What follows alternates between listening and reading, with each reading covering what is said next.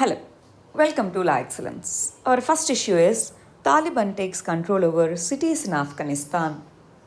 So earlier, the Taliban's control were more in the rural areas. Now, Taliban has taken control over the urban centers too. They have occupied Kabul, important city in Afghanistan. They occupied Kabul too. That means they are advancing and they have control over most of Afghanistan now. So now people are fearing that Taliban control of Afghanistan might bring in the horrors of 1996. That's why many people are trying to evacuate from that particular country. Next issue is Parliament and its functioning.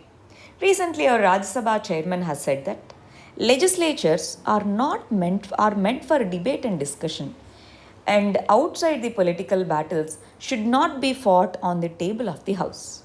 This is the quote. See, when you write answers, you can use such quotations. But if you observe, when the same party, when it was in opposition, it has followed the same disruptive politics. Now, the opposition parties, which were in power earlier, they are following the same tactics, disruption tactics. But who are the ultimate sufferers? There are many bills which were introduced and which were passed without sufficient debate. Who are the ultimate sufferers? It's the people who are the ultimate sufferers. In this context, Parliament should maintain its dignity and decorum, should discuss and debate. That's the primary function of Parliament, not disruptions. In this context, even the ruling party should agree for discussions. Let's say Pegasus. On such important issues, national security issues, discussion should be allowed. Next is new museums on Jammu and Kashmir, Buddha and freedom struggle. Recently, Ministry of Culture has announced setting up new museums. Jammu and Kashmir Museum will capture the essence of Jammu and Kashmir Ladakh region, which is integral part of India. First of kind Buddha Museum would be set up in the National Museum, New Delhi. And there are 200 objects from 1st century to 19th century CE, including stone and bronze sculptures, which will be placed in that particular museum. And in the Red Fort, Freedom Struggle Museum and its renovated Barakat Red Fort, at this particular place, Freedom Struggle Museum would be placed. So, new museums under Ministry of Culture. Next one is intranasal vaccine. As of now, we have oral vaccines, we have intravenous vaccines, that means injections. But intranasal means these vaccines will be administered through nose. Bharat Biotech is developing BBV 154 intravenous vaccine. It's very easy to administer if we have, intranasal vaccine. Intranasal vaccine, it's the first of its kind. It has received the regulatory approval for clinical trials, not for use, but for clinical trials. This development of vaccine was supported by Department of Biotechnology and Biotechnology Industry Research Assistance Council, very, very important, BIRAC. Biotechnology Industry Research Assistance Council, it implements I3, India Innovation Scheme. So under I3, it collaborates industry and academia. It provides funding for various biotechnology innovations. Under that particular scheme, intranasal vaccines of Bharat Biotech are supported by this particular PSU under DBT. Next issue is import of genetically modified soy meal. Recently, many of the poultry industries, they have requested the government to allow genetically modified soy meal, import of genetically modified soy meal. In India, genetically modified food crops are not allowed.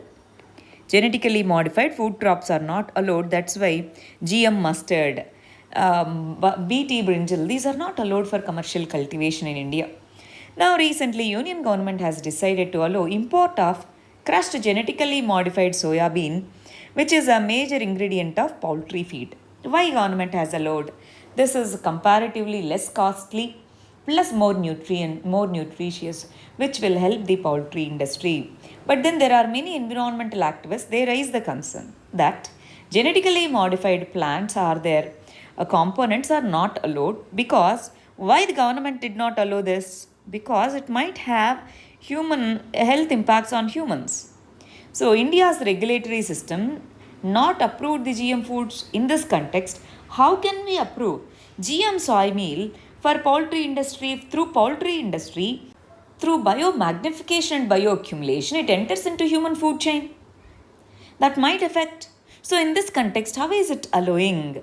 According to 1989 rules of Environmental Protection Act, genetically modified organisms, these are not, GM crops can be grown in India, but it requires permission.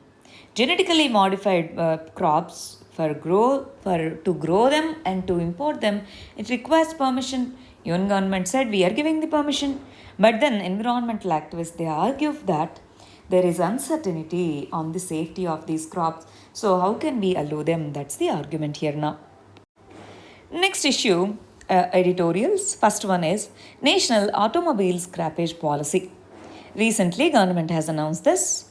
This was announced as part of the budget, and the rules are framed now. This particular automobile scrappage policy it promotes circular economy, very very important term. What do we mean by circular economy? Let's say raw material is there, intermediary good, and then one more value addition, final good. When we discard, we use the scrap as the raw material. That means we are not leaving anything in this particular chain. That means this is a circular chain instead of raw material, intermediary stage 1, intermediary stage 2, final, and then dispose. So, this is a linear model. In opposition to this, environmentally sustainable model is known as circular economic model, in which it leads to economic development, it leads to sustainable development also. This policy aims at recycling old and unfit vehicles, and this will give new mobility to the industry.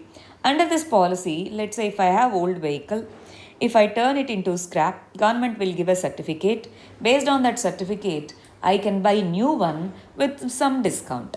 So that levy is provided, and those who are not complying with that, for them road tax will be imposed. Higher road tax will be imposed. That will act as disincentive. That means this policy proposes for incentive disincentive model. This policy would attract the investment of 10,000 crores and create thousands of employment opportunities. Why? Because to collect the scrap, to process them, it's a large scale industry. That's why huge scale investment can come up in this particular area. But then others criticize that a vehicle's fitness is not decided upon number of years that it has moved, but the number of kilometers that it has moved. So that kind of technical differentiation should be there. That's the argument of opposition parties. Next issue is social media posts. Twitter is again in the controversy. Some of the social media platforms like Twitter, they are following different standards for various political parties and then persons belonging to the political parties. But these social media companies, they need to promote neutrality. They need to treat everyone equally. They need to maintain same standards for the ruling and opposition parties. Blocking Twitter handles, giving manipulated media tag, etc. These needs to be done objectively according to the neutral policy. They should not vary based on the person. Next is growth needs steps beyond reforms. As of now, government to promote the growth, it is introducing various reforms under Atmanirbhar Abhiyan. But along with these reforms, other steps are required. A reform agenda is needed. Along with that, social cohesion, equity considerations needs to be taken into account. Growth and equity, let's say education, health. Where is the equity? Equity needs to be promoted. Focus on reform process, build the equity that should be mantra of India's growth strategy. Final issue is United Nations Maritime Security. UNSC has 5 permanent members and 10 non-permanent members.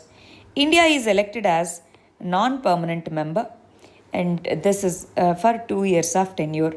And for this month, India is going to preside over United Nations Security Council.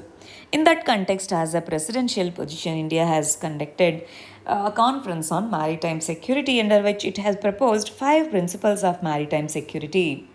These 5 principles of maritime security needs to be followed. And then maritime traditions, we have long maritime traditions. So we know that Lothal is the dry dockyard. That's the ancient dry dockyards of IVC time. A ship was built and manned locally and voyaged to England during Rao Godse's time of Kutch. Buddhism and Hinduism, they spread it to Southeast Asia through maritime routes only. Islam, it spread to India, especially to Malabar coast, through maritime routes only. And we have Sagar strategy, security and growth for all in the region. So, in this context, maritime security needs to be further strengthened, which requires cooperation and coordination among the littoral countries. These are the articles. Thank you very much. All the very best.